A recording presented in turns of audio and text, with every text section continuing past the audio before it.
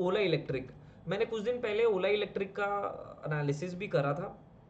एक शॉर्ट में आपको एनालिसिस बताया था और मैंने उसमें कहा था कि इसमें बहुत सारा नेगेटिव्स है, पॉजिटिव है, नो डाउट अबाउट दैट। इन लोग का एक टाइम पे 50% का मार्केट शेयर था, अभी इनका 27% आ गया है।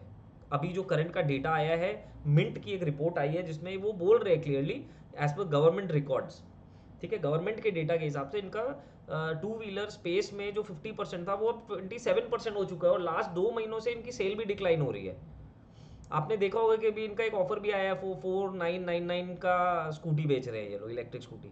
तो ऐसा नौबत क्यों आ गया?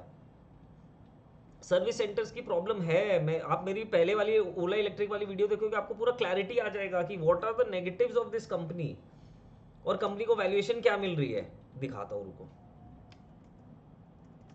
क्या वैल्यूएशन मिल रही है कंपनी को? प्रॉफिट में नहीं है कंपनी, और कंपनी को 100 रुपया कोई दे रहा है। 43,000 करोड़ रुपए का कंपनी को मार्केट कैप मिल रहा है। When the net worth of the company is -954 crore. Company ने आज तक प्रॉफिट नहीं किया है। और अब क्या हुआ है, अब उनके ऊपर पहाड़ टूट पड़ा है कंपनी के ऊपर, पता है? क्योंकि शेयर बढ़ नहीं रहे, शेयर उल्टा नीचे गिर रहा है। Not the stock but their share in the two wheelers market. जहां के घाघ बैठे हुए हैं, बजाज, हीरो, ये लोग सब नहीं छोड़ेंगे, क्यों स्पेस देंगे किसी को? और टेलीविजन पे भी आ रहा है, बिजनेस चैनल्स बोल रहे हैं ओला इलेक्ट्रिक खरीदो और ये करो और वो करो। कुछ नहीं होने वाला है, कुछ भी नहीं होने वाला है एट दिस जंक्चर। अगर आप प्रैक्टिकली सोचोगे तो कुछ नहीं होने वाला। कंपनी में 6,000 करोड़ का डेट है, राइट? आप अगर आपको पता अगर हो तो जब इसकी आईपीओ भी आई थी तो उस समय भी ओएफएस में भी माल बेचा है प्रमोटर्स ने, राइट? 5,000 करोड़ का इनका टर्नओवर है। सारी कंपनीज, जितनी भी कंपनीज है, सारी की सारी कंपनीज जो ऑटो इंडस्ट्री में है, be it Tata motor, be it Bajaj, be it two wheeler, four wheeler, सारे, Ashok Leyland, Force motor, SML Isuzu जो है, वो सारी कंपनीज के सितंबर मंथ के सेल्स का फिगर आ गया है, कितना नंबर्स बिका है। ओला इलेक्ट्रिक का अभी तक नहीं आया है।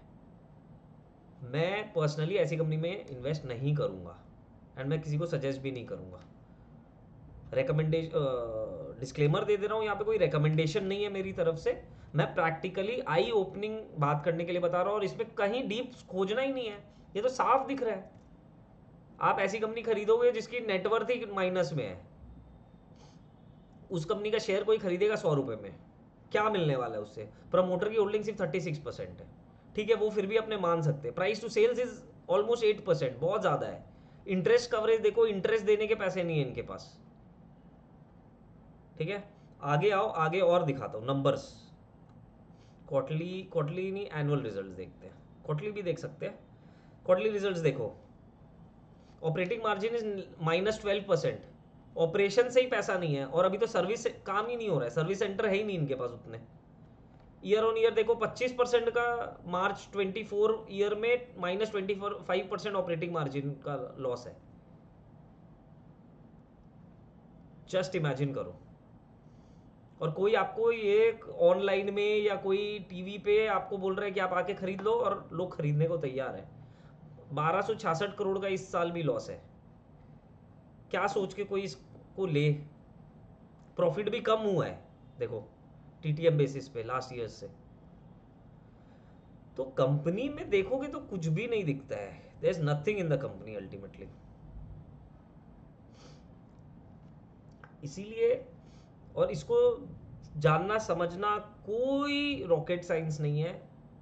बेसिक नंबर जो हम लोग रोज हर स्टॉक्स के लिए देख के हम लोग करते हैं, उसी से पता चल जाएगा।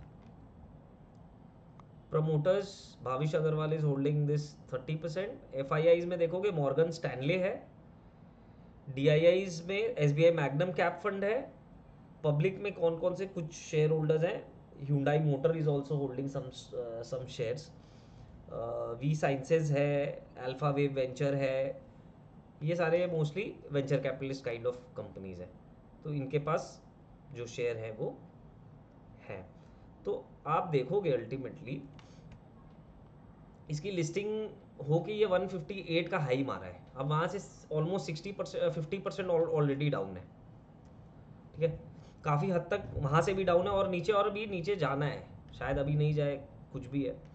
तो ऐसी कंपनीज से बहुत ज़्यादा संभल के रहना है, चीज़ को समझो।